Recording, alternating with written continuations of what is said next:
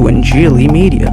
पूरी दुनिया में पाम संडे यानी वो अतवार जो खुदावंद यीशु मसीह के मसलूब होकर जी उठने से एक हफ्ता पहले आता है। याद रहे कि खुदावंद यीशु मसीह का जी उठने का दिन हफ्ते का पहला दिन है यानी अतवार का दिन, और एक हफ्ता अगर हम उससे पीछे जाएं तो जो अतवार 7 दिन पहले आया था वो दरअसल पाम संडे है। बाइबल मुकद्दस में इस हवाले को चारों अनाजील में बयान किया गया है। ये वाकयात चूंकि सदाकतों पर मबनी है इसलिए लोगों ने इनको देखा। इंजील नवीसों ने अपने अपने अंदाज से इस वाक़े को बयान किया और ये वाकया उन वाकयात में से है जो चारों अनाजील में दर्ज किया गया है। लिहाजा हम देखते हैं कि इस वाक़े की अहमियत इतनी ज्यादा है कि ये चारों अनाजील में इसको दर्ज कर दिया गया है। आज के इस मुताले के लिए हम सिर्फ एक इंजील के हवाले से इसका जिक्र करेंगे और वो है मत्ती रसूल की इंजील 21 बाब की पहली 17 आयात में ये वाक़या दर्ज है। मैं इस हवाले को पुराने अहदनामे में पेश की गई पेशीन गोइयों के साथ मिलाना चाहता हूँ। सबसे पहली बात तो यह है कि खुदावंद यीशु मसीह की पैदाइश नबूवतन लिख दी गई थी कि वो यहूदा के कबीले से आएगा। यहूदा को बरकत देते हुए याकूब ने फरमाया, पैदाइश 49 बाब की 10वीं आयत में लिखा है, यहूदा से सल्तनत नहीं छूटेगी और ना उसकी नस्ल से हुकूमत का असा मौकूफ होगा जब तक शीलो ना आए और कौमें उसके मती होंगी। याकूब जब अपने बेटों को बरकतें दे रहा था तो किसी बेटे की बरकत में ये बातें शामिल नहीं थी कि सल्तनत उससे मौकूफ नहीं होगी और हुकूमत का आसा हमेशा उसके पास रहेगा, शीलो उसमें से आएगा। ये तमाम बरकत सिर्फ यहूदा के लिए थी। और फिर ये लिखा है 11वीं आयत में, और वो अपना जवान गधा अंगूर के दरख्त से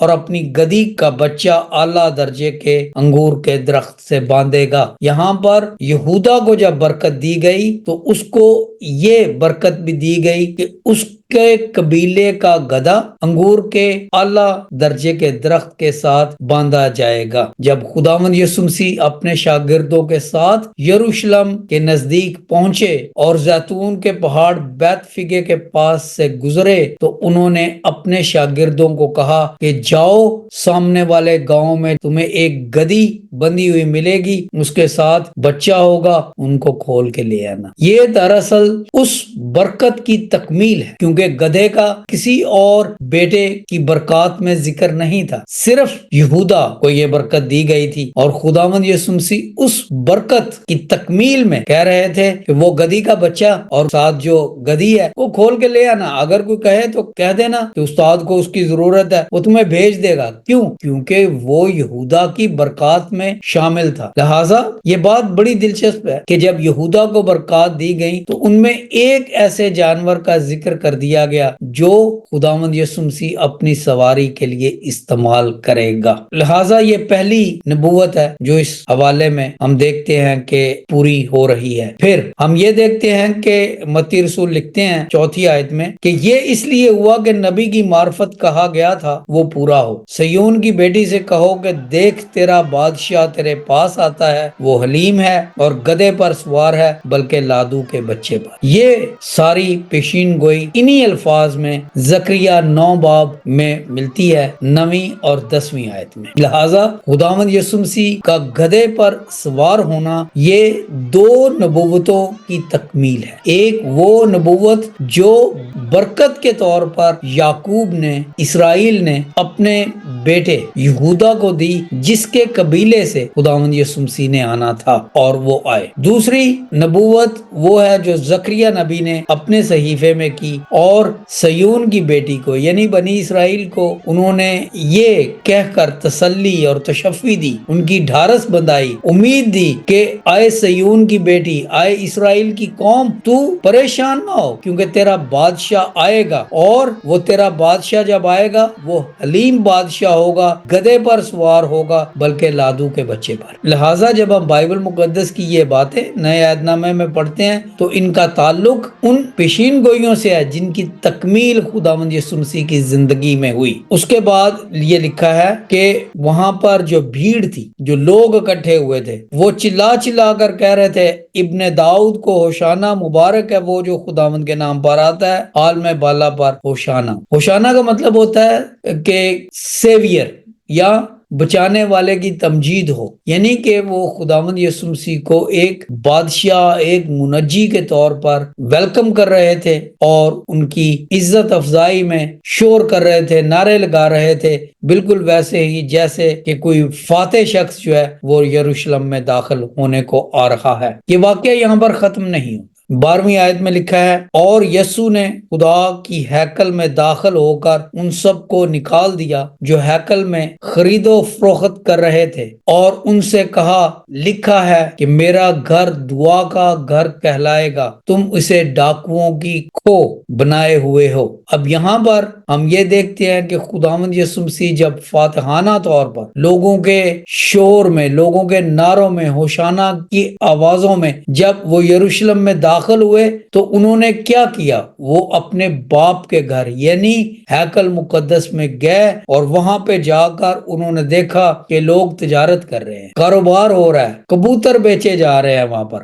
برے بیچے جا رہے ہیں۔ یہ سب اس لیے ہو رہا تھا کیونکہ قربانی کے جانوروں کو خریدنے کے لیے بھی ایک کاروبار بنا دیا گیا تھا۔ خداوند یسوع مسیح کو یہ بات پسند بالکل نہیں آئی، اور وہ وہاں پر گئے اور انہوں نے جا کر ان سب کو وہاں سے نکال دیا، ان کی چوکیاں الٹ دی اور ان کو ڈانٹا اور کہا کہ دیکھو یہ میرے باپ کا گھر ہے، اور لکھا گیا ہے کہ میرے گھر کو دعا کا گھر کہا جائے گا، مگر تم نے اس کو ڈاکوؤں کی کھو بنا دیا ہوا ہے۔ اور بہت سے مسیحی لوگ جو ہے وہ اس واقعے کو یہاں تک محدود کر دیتے ہیں کہ دیکھیں جی، خداوند یسوع مسیح کو اپنے خدا کے، اپنے باپ کے گھر کی غیرت اتنی تھی کہ انہوں نے کوڑا بنایا اور وہاں سے سب کو جو وہاں پہ کاروبار کر رہے تھے، تجارت کر رہے تھے، ان سب کو نکال دیا۔ یہ بات سچ ہے، بائبل مقدس میں لکھی ہوئی ہے، اور اس کے ساتھ ساتھ وہ نعرے بھی لگ رہے تھے، ہوشانا ہوشانا۔ بائبل مقدس کے ایک اور حوالے میں بتایا گیا کہ یہ سارا واقعہ دیکھ کر فریسی بڑے پریشان تھے، اور وہ کہہ رہے تھے آپس میں اور اپنے لوگوں سے کہ تم سے کچھ بن نہیں پڑ رہا، دنیا اس کی دیوانی ہوئی جا رہی ہے اور تمہیں کچھ سمجھ نہیں آ رہی کہ اس کا کیا کرنا ہے۔ اب ہیکل مقدس میں سے جا کے اس نے لوگوں کو نکال دیا ہے، لوگوں کے کاروبار ٹھپ کروا دیے ہیں۔ یہ وہ لوگ تھے جو ہیکل مقدس میں جانوروں کی تجارت کر رہے تھے، حالانکہ ہیکل مقدس میں جانوروں کی تجارت کرنے کا کوئی تصور نہیں بنتا تھا، لیکن وہ کر رہے تھے اس لیے کیونکہ انہوں نے وہاں سے پیسہ کمانا تھا۔ جیسے میں گزارش کر چکا ہوں کہ یہ حوالہ بھی دراصل پرانے آیت نامے یسایہ 56 باب کی 7ویں آیت میں موجود ہے کہ میرا گھر دعا کا گھر کہلائے گا۔ اس کے بعد پھر ہم دیکھتے ہیں خداوند یسوع مسیح نے جب وہاں پر سے تاجروں کو نکال دیا تو پھر ایک اور بہت بڑا واقعہ ہوتا ہے، اور 14ویں آیت میں لکھا ہے، اور اندھے اور لنگڑے ہیکل میں اس کے پاس آئے اور اس نے اچھا کیا۔ ہم بعض اوقات ہیکل کے اس واقعے کو، ہیکل کی صفائی تک یا تاجروں کو، وہ جو وہاں پہ کاروبار کر رہے تھے، نکالنے تک کا ذکر کرتے ہیں اور کہتے ہیں کہ دیکھیں بائبل مقدس میں لکھا ہوا ہے کہ ہمیں خدا کے گھر میں کاروبار نہیں کرنا چاہیے۔ اور بعض جوشیلے لوگ جو ہیں وہ ایک دوسرے کو چرچ سے نکالنے کے چکر میں بھی آ جاتے ہیں، نہیں جی یسوع مسیح نے بھی کوڑا پکڑ کے کہا تھا نکل جاؤ یہاں سے، تجارت نہیں کرنی۔ وہ ٹھیک بات ہے، لیکن خداوند یسوع مسیح نے صرف یہی نہیں کیا تھا، خداوند یسوع مسیح نے اس کے بعد لوگوں کو شفا دی تھی۔ بہت کم لوگ حوالے کا یہ حصہ آپ کو بتاتے ہیں۔ متی 21 باب اور اس کی 14ویں آیت میں لکھا ہے، اور اندھے اور لنگڑے ہیکل میں اس کے پاس آئے اور اس نے انہیں اچھا کیا۔ لیکن جب سردار کاہنوں اور فقیہوں نے ان عجیب کاموں کو جو اس نے کیے اور لڑکوں کو ہیکل میں ابن داؤد کو ہوشانا پکارتے دیکھا، وہ خفا ہو کر اس سے کہنے لگے، تم سنتے ہو یہ کیا کہتے ہیں؟ یسوع نے ان سے کہا، ہاں، تم نے یہ کبھی نہیں پڑھا کہ بچوں اور شیر خاروں کے منہ سے تو نے حمد کو کامل کروایا؟ جب خداوند یسوع مسیح نے یہ حوالہ دیا، زبور 8 باب کی 2 آیت میں یہ لکھا ہے، زبور 8 باب کی 2 آیت، تو نے اپنے مخالفوں کے سبب سے بچوں اور شیر خاروں کے منہ سے قدرت کو قائم کیا۔ دیا تاکہ تو دشمن اور انتقام لینے والوں کو خاموش کر۔ ہم دیکھتے ہیں کہ بائبل مقدس میں یہ جو فاتحانہ داخلہ ہے یروشلم میں، خداوند یسوع مسیح کی زندگی کا یہ بہت بڑا واقعہ جو ان کے قبر سے جی اٹھنے سے ٹھیک 8 دن پہلے پیش آتا ہے، وہ چاروں اناجیل میں لکھ دیا گیا ہے، اور آج ہم نے صرف ان میں سے ایک انجیل یعنی متی رسول کی انجیل میں لکھے ہوئے واقعے کو بیان کیا ہے۔ متی رسول کی انجیل اس کا 21واں باب اور پہلی 17 آیات میں موجود ہے۔ اس حوالے میں 4 پیشین گوئیوں کا ذکر کیا گیا ہے۔ پہلی پیشین گوئی یہ کہ یہودا کو جو برکت دی گئی تھی، اس برکت میں یہ بات شامل تھی کہ وہ اپنا گدھا انگور کے درخت کے ساتھ باندھے گا، پیدائش 49 باب کی 10ویں آیت۔ دوسرا حوالہ، دوسری پیشین گوئی یہ تھی کہ سیون کی بیٹی جب دل برداشتہ ہوگی تو اس کو تسلی دی جائے گی، اور نبوت میں لکھ دیا گیا کہ دیکھ تیرا بادشاہ آتا ہے، وہ حلیم ہے اور وہ گدھے پر سوار ہے، بلکہ لادوب کے بچے پر، زکریا 9 باب کی 9ویں اور 10ویں آیت۔ پھر خداوند یسوع مسیح نے جب ہیکل مقدس کو لوگوں سے پاک کروایا، کاروباری لوگوں کو وہاں سے نکالا، تو انہوں نے